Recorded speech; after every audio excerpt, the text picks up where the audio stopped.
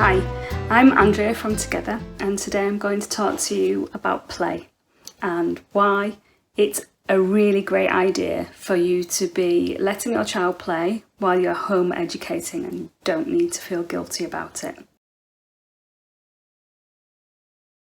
So, what is play good for?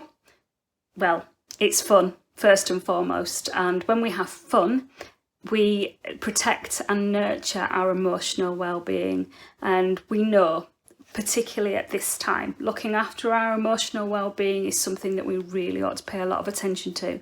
So if that's the only reason you decide to let your child play today, that is the wonderful thing that you're doing, so carry on. But that's not the only thing that play is good for. Over the years, many psychologists have done a lot of research into how play develops and what play develops. And so today I'm just going to do a very quick pit stop tour of what happens during play and why we need to be valuing it. Today we're going to just quickly tell you that playing develops connections between people if it's social play. It develops attachment between people. It develops what's called joint attention. So joint attention is knowing that I am paying attention to an object and you are also paying attention to the same object. And although that sounds like a very basic thing, it actually is very important in terms of attention of any kind. And it's also an essential part of being able to learn something from somebody else. So if you've got a child that's got very well developed joint attention, then you've got a child who's much more able to pay attention in class and to learn. And this is something that you can work on really well during play. And I'll sort of outline a little bit about that later. It also teaches about appropriate eye gaze rather than staring at people or not looking at people at all. There's different types of play can teach eye gaze more effectively. Social play will teach you a lot about social skills, and that can be from the social nuances of our society. When you role playing, going to the shop or going to the zoo or things like that, or anything that you might do as daily life, that is part of a child practicing what it's like to live in our society.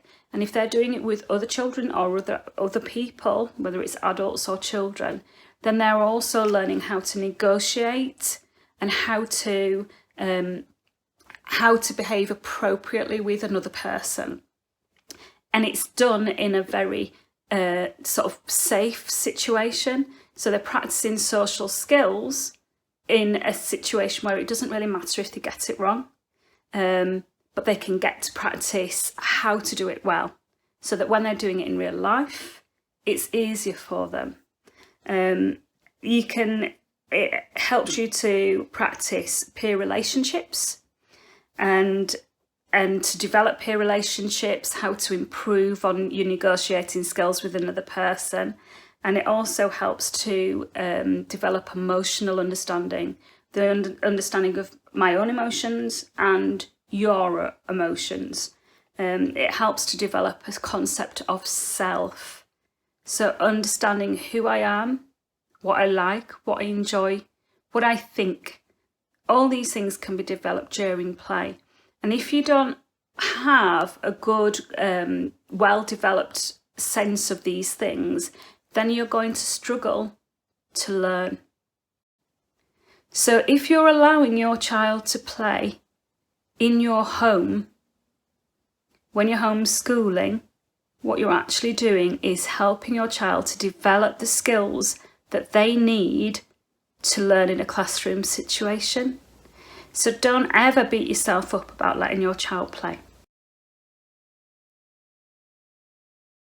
Well, there are lots of ways to play, aren't there? So, I'm just going to outline a few because, all of them are valid. But the sorts of things that I was thinking of in terms of child development and supporting your child's development through play would be like rough and tumble. Don't be afraid to play rough and tumble games with your child, or to let your children, if you have a number of them, play rough and tumble games together. Obviously, within bounds. We don't want any broken arms and things like that. But rough and tumble play is really good for their understanding of their body in space, and also how far they can go appropriately, how to keep themselves safe, and it's risk management.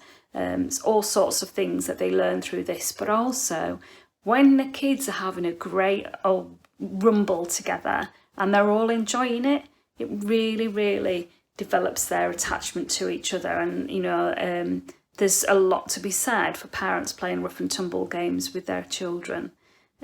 So that's one thing. But when you're doing this rough and tumble, what you don't realise is actually you're developing skills for conversation, because there's always a give and a take in this rough and tumble. You look away, you look back, you know, give a nudge, give a push, pick someone up, chuck them onto a beanbag, you know, things like that. There is an eye contact will happen, an eye gaze will happen naturally during that. When you're having a laugh with someone in that kind of way, you will look away, you will look back, and that's what happens in conversation. By doing that, you're teaching your child how to interact with each other, how to interact with another person in a comfortable way without making people feel discomforted by how you look at them. So that's a good one, rough and tumble. Any kind of giggle games where you might be tickling or chasing, or, you know, hide and seek, peekaboo, all those games are great to play. And, you know, there's also turn taking, and that happens. And while we're on the subject of turn taking, games that you would play maybe at a table, like things that would build to a really dramatic event. So things like tumbling monkeys, where you put the monkeys on and eventually that tree is going to fall and everything's going to come crashing down. Or like there's a game that my girls have, which is a telephone box, and each person has people that they have to stuff into the telephone box until the telephone box bursts open. Seen the games where you've got like a crocodile head, and each person has to take a tooth out of the crocodile, and eventually that crocodile will snap and get the person. So these things all build to a really, really exciting event. And that is also linked to joint attention. So you're both paying attention to this object. You're taking turns, which is a social situation that you have to navigate your way through. You know that through this taking of turns that you're paying attention to the other person. You know that they're looking at what you're looking at, and you're both waiting for this big event to happen. That's called shared effect. I know that I'm enjoying this, and I know that you are enjoying the same thing as me. So that's called joint effect. Joint attention and joint effect are really essential things in community. So fantastic again to do.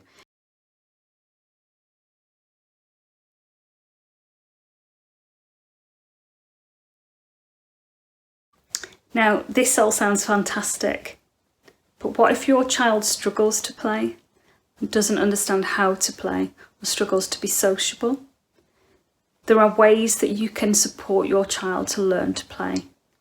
And in the next videos, I will show you some structures that you can use to help you develop your child's play skills. I hope you've enjoyed this one, and check in for another, and take it easy, keep on playing and having fun.